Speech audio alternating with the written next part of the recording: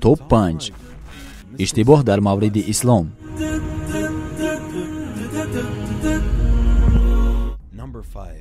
رقم پنجم، گسترش اسلام به وسیله شمشیر. در طول تاریخ ثابت نشده است که مردم دینشان را به وسیله شمشیر به اسلام تغییر داده باشند.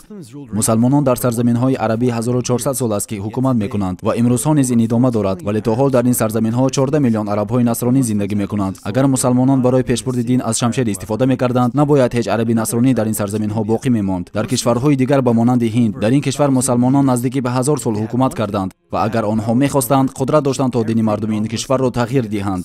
اما امروز نزدیک 80% مردم هند غیر مسلمان هستند. همه این غیر مسلمانانی که در هندند دلیل بر این است که اسلام دین شمشیر نیست. اگر تعداد کمی مسلمانان صدر اسلام را در نظر داشته باشیم، می‌فهمیم که آنها نمی‌توانستند دیگران را به پیروی از دین مجبور کرده باشند. در اسپانیا و مغرب و همین طور چگونه اسلام در هند و چین گسترش پیدا کرد و اگر بخواهیم بر اساس این تفکر کنیم، نباید هیچ غیر مسلمانی در این سرزمین‌ها وجود می‌داشت، چرا که بر علیه آنها بودند. و همچنین اشاره به این نقطه ضروری است که وقتی که مغول‌ها به سرزمین‌ها حمله کردند و بخشای بزرگی از سرزمین‌های اسلام را به دست گرفتند، ولی خودشان دین اسلام را پذیرا شدند.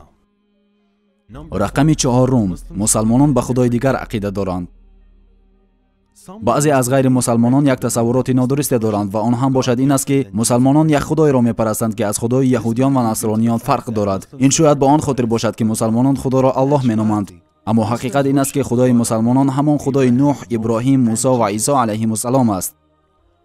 کلمه الله در حقیقت یک کلمه عربی است برای خدای قادر و توانا. کلمه الله بسیار بی‌نظیر است. هیچ چیز دیگری بجز خدا را الله نامیده نمی شود. این کلمه دارای هیچ عددن بسیاری و جنسیتی نیست. این نشان دهنده بی‌نظیری کلمه الله است در مقایسه با کلمه خدا که دارای عددی بسیار، یعنی جمع پذیر است، به مثال خدایان و یا جنسیت پذیر مثل معبوده، خدای زن.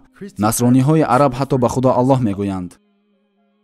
رقم سیوم، مسلمانان به عیسی علیه السلام عقیده ندارند. بسیاری از مردم به حیرت میمانند وقتی که میفهمند که موافق عقیده مسلمانان عیسی علیه السلام یکی از بزرگترین پیامبران الله است. مسلمان نیست کسی که به تولد شدن عیسی علیه السلام از مادر باکره‌اش ایمان نداشته باشد و به دیگر معجزه های عیسی علیه السلام. همچنین از عیسی علیه السلام در بسیار آیات های قرآن نام برده شده است و بسیاری وقت به عنوان یک شخصیت با تقوا و پرهیزگار ذکر شده است. هرچند که اعتقاد نصرانیان و مسلمانان در مورد عیسی علیه السلام متفاوت است، مسلمانان به این عقیده ندارند که عیسی علیه السلام خدا است و یا اینکه پسر خداست. عیسی علیه السلام یک پیامبر است و فرستاده از جانب الله است.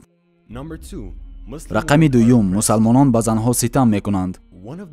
یکی از اشتباهات غلط این است که نگاه اسلام به زنان منفی است. به عنوان مثال میگویند در اسلام زن یک شخصیت پست و ذلیل است. این اشتباه غلط نتیجه داشتن نگاه منفی نسبت به تمدن سنتی است که مردم در سراسر جهان هنوز هم آن را زنده نگاه می‌دارند. متاسفانه رسم و آیین برخی از جامعه‌های زیاد زیر سایه آموزش‌های اسلامی است. از این نگاه بسیاری از مردم فکر می‌کنند که این طرز معامله و یا برخورد با زنان بر اساس اسلام است.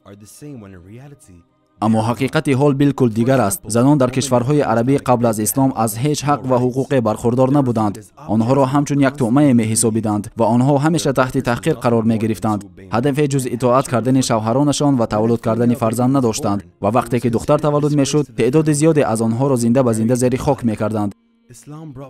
اسلام سبب تغییرات مثبت در جامعه عرب شد. وقتی که مردم اسلام را پذیرفتند، رفتارهای خطرناک فرهنگی خود را ترک کردند و زنان حقوق و احترام خاصی را به دست آوردند. برای همین زنان امروزه بیشترینشان اسلام را قبول دارند. هیچ افراد نمی‌خواهد دین را قبول کند که در آن حقوقش پایمال گردد. این یک حقیقت است. اسلام زنان را برای موفقیت آماده می‌کند، چه در این زمان و چه در آینده. رقم یکم، مسلمانان تروریست و افراطی هستند. این یکی از بزرگترین تصورات اشتباهی در مورد اسلام است که به انصافانه در قالب مجله ها چاپ می‌گردد و این به همان صورتی که در چشم مردم است که آن را مردم از رسانه‌ها به دست می‌آورند. آیا می‌دانید هنگامی که یک گروه خاصی از مردم با یک گروه دیگری از مردم هجوم می‌آورند، این یک جنایت شمرده می‌شود، اما زمانی که مسلمانان برای حمایت خود بجنگند، از آنها به عنوان تروریست یاد می‌شود. بسیاری از سیاستمداران، دیکتاتوران و گروه‌های افراطی از نام اسلام برای پیشبرد هدف‌های خود، یعنی به دست آوردن نیرو، پیروان و مورد توجه قرار گرفتند. гирифтанд истифода мекунанд ва инчунин бисёре аз шеваҳои худро алайҳи омӯзаҳои исломӣ ба кор мегиранд. Ислом терроризмро таҳти ҳеҷ шариате ҷоиз намедонад ва агар мусалмонон машғули терроризм шаванд, набояд инро бар асоси омӯзаҳои исломӣ донист. Ислом мусалмононро аз куштори ҳар шахси бегуноҳ маън кардааст. Аллоҳ мефармояд: касе ки як инсонеро ба ноҳақ ба қатл мерасонад, ин баробар ба он аст ки гӯё ки тамоми инсониятро ба қатл расонидааст. Қуръон сураи Ал-Маъида ояти 32. бародарон ва хоҳарон, барои мо бо паҳн намудани видеоҳо дар сомонаҳои интернетӣ кӯмак кунед.